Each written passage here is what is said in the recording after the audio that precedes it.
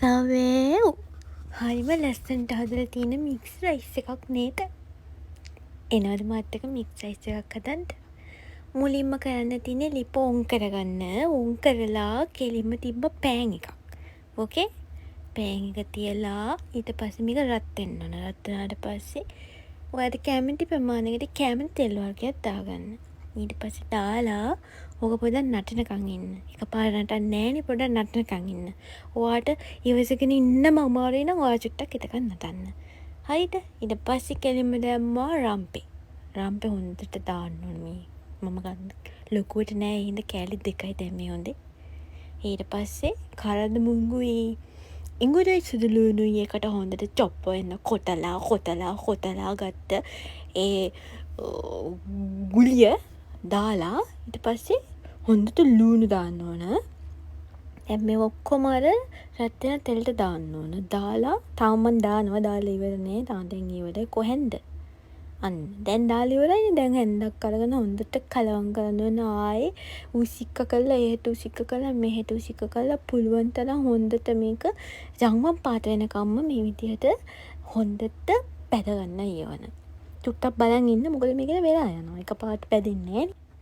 දැන් මේක හොඳට ටෙම්පරේචර් වෙලානේ තියෙන්නේ. එතකොට දැන් මම කෑරට් ටික දානවා. දාලා හොඳට එහෙට මෙහෙට හතර වටේටම හැමෝම හොඳට හබල් ගාලා පුළුවන් තරම් අර ඔක්කොම ටික මික්ස් කරලා හොඳට මේක දැන් ටෙම්පරේචර් කරන්න ඕනේ. මේ අතරේ මම ඇවිල්ලා දැන් චිකන් සොසේජස්, දැල්ලෝ, ඉස්සෝ, බිත්තර ඔක්කොම ටික බෙදලා පැත්තකින් තියාගෙන ඉන්නේ.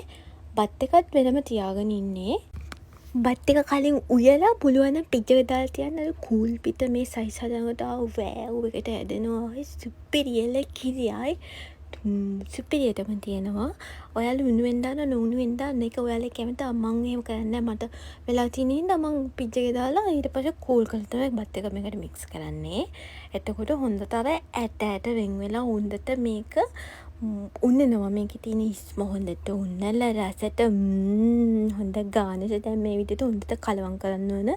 පොඩ්ඩක් බලාගෙන ඉන්න ඕන. ඔය විදිහට කලවම් වෙනවා. ඕක පොඩ්ඩක් ටෙම්පරාදු වේවි. පොඩ්ඩක් අන්න මන් දැම්ම ආමු මිරිස්. හරි. ඕව තනිකර අර නිකන් ලස්සන පෙනුමට ලස්සන දිස්න එක ගහපෙන්න ඕන හින්දා මම ඔයව දාන්නේ. ලුණු දැම්ම දැන්. ලුණු චුට්ටක් දාලා මේ විදිහට ඔක්කොම ඔහොම චුට්ට එකතු කරන්න. ගම්බිෂ් දැම්ම දැන්. ඕකේ. ඊට පස්සේ මොනවද මම දාන්නේ? ඊට පස්සේ ඇවිල්ලා තාම දැම්මේ නෑ. කෑලි මිරිස් ටිකක් දැම්මා. දැන් හොඳට ආයි හොඳට කලවම් කරන්න ඕන. ඕක දැන් ඔය දාන්න පරක්කු වෙන්නේ මම ඔයව මේ එක එක අරගෙන දාන්නේ. එකපාරත් මම රාවලා නෙමෙයි. එක එක තමයි දාන්නේ. දැන් ඕක කලවම් කරනවා. දැන් ආයි හොඳට කලවම් කරන්න ඕන ආයි. ඊට පස්සේ අන්න දැම්මා චිකන්. අන්න දැම්මා චිකන්.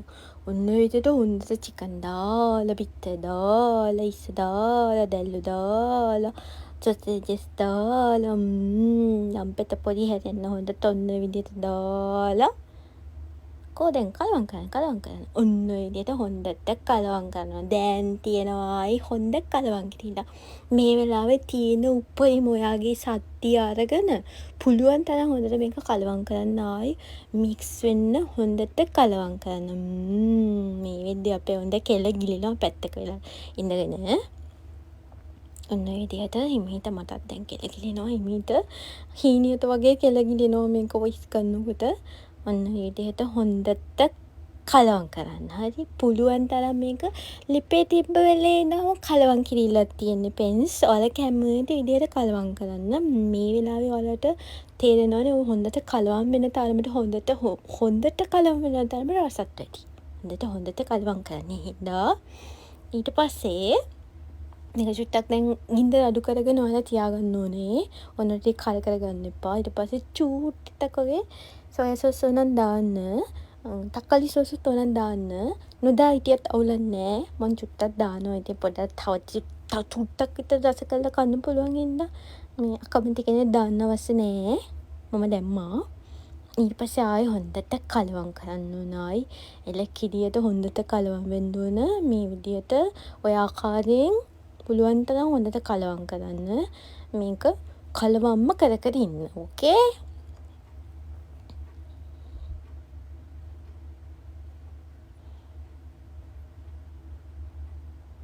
දැන් මේක හොඳට කලවම් වෙලානේ තියෙන්නේ. දැන් මේකට අර බොරුවට කැටයමට වගේ පොඩ්ඩක් අර ලස්සනට කොළ පාටට පේන්න පොඩි ලුණු කොලසක්ටක් උඩින් ඔන්න ඔය විදිහට දාලා ආයෙ හොඳට කලවම් කරගන්න. ආයි මේ වෙලාවේ දැන් ඔය දැන් කලින්ට වැඩිය මාර ලස්සන පෙනුමක් ආවනේ. ඔන්න ඕක තමයි අයිත් එකේ පෙනුමට තියෙන්න ඕන. ආයි එළ කිරියට තියෙන්න ඕන.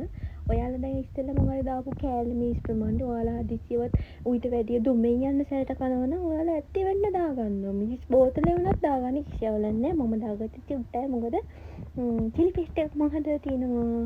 ඒ ඉඳලා පුඩ්ඩ තිබ්බහම මට ඇති.